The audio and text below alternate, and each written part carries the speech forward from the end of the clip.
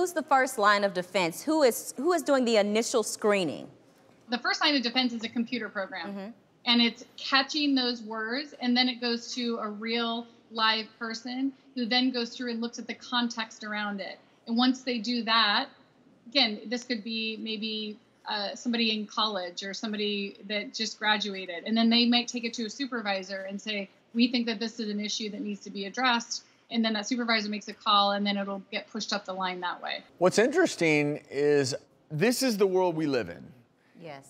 And whether people realize it or not, every time they say Alexa, Alexa's listening, and there could be someone else listening too. So you have to be aware that people are listening. It's what you do with that that is so important. I do have concerns, though, as someone who I don't use those things. I don't sit around in my house, and the only reason is because I have concerns.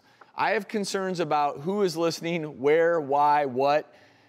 But is there a concern with kids who know they're constantly being monitored, just in terms of how they express themselves? And you're a psychologist and an attorney, and I would hate to think if I'm at school that everything I'm saying and doing could be monitored. It's a little bit scary. Yeah, it's disturbing. It's like in a movie. Yeah. I mean, Lisa, question, let's say something comes up, illegal activity, selling drugs or selling whatever, firearms, I don't know.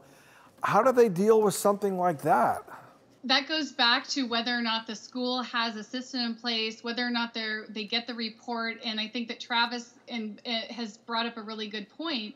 Do they handle that well? And if they're selling things, now you've got kids that are utilizing these technologies, whether it's through the school or whether it's their own device, that now have legal implications.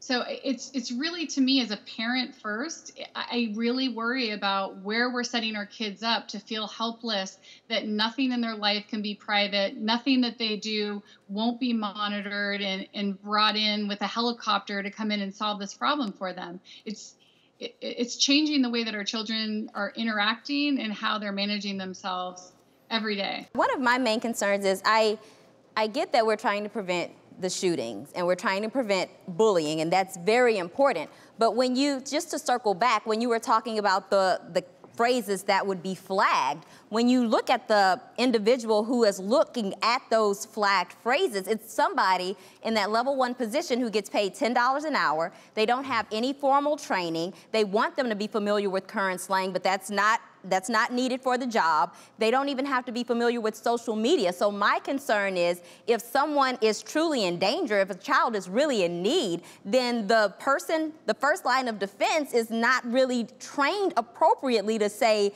yay or nay, we need to go ahead and move this to a supervisor. I would like to see someone more qualified in that role. And the second thing is, you know, it sounds as though parents aren't necessarily notified that their kids are being monitored. And I think that's a huge issue.